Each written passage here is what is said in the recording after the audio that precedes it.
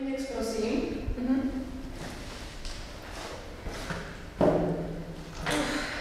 Moment, prosím, my jsme stěhovali, tak se omlouvám.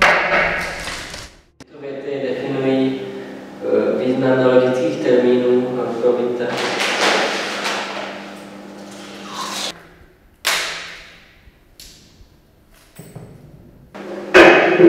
Dáte si? Ne, díky, raději mi. Že...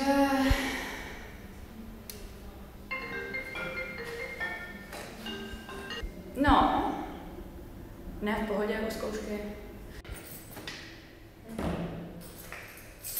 Jako já jsem se dala jídání, doufám, že to nevadí.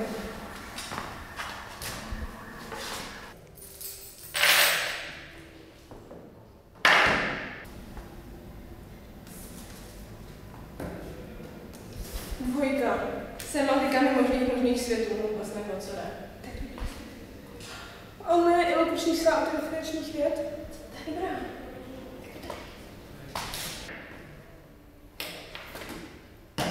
Takhle by to nešlo, kolegyně, to byl naprosto nedostačující výkon. Já myslím, pane doktore, že si nějak nemluvíme. Já se omlouvám, já jsem nervózní, já si zapálím. Nemáte? Prosím tě, ať se to otoč to.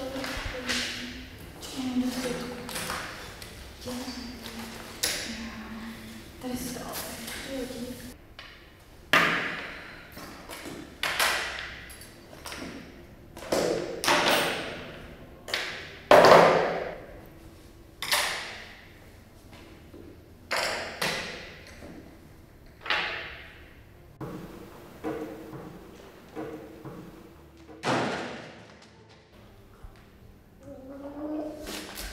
Jo, Jisku.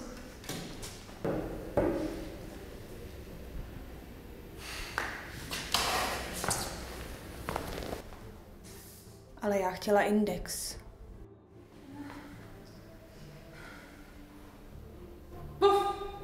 Prostě, jak bych to jako vysvětlila, víte co? To je tak jakoby takový, co prostě všichni chápeme a máme to v hlavě, no a...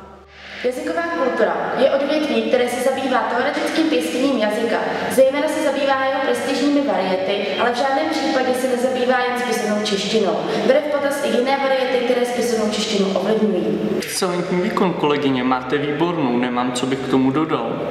Vážně? No, bylo to zcela bezchybné. Takže výsledná známka je za 1. Pane doktore, můžete mi to říct ještě jednou, prosím, do telefonu? Já bych to chtěla natočit mojí babičce, protože se mnou žije celé 4 roky studia, tak aby mi to uvěřila. Kol Volešová má ze zkoušky výbornou.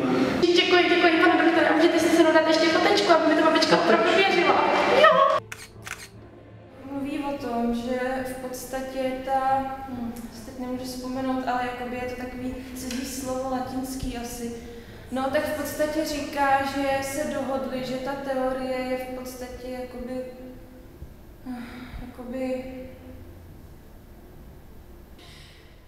Jakoby, já to mám na jazyku, ale já vám to teďka asi nevysvětlím.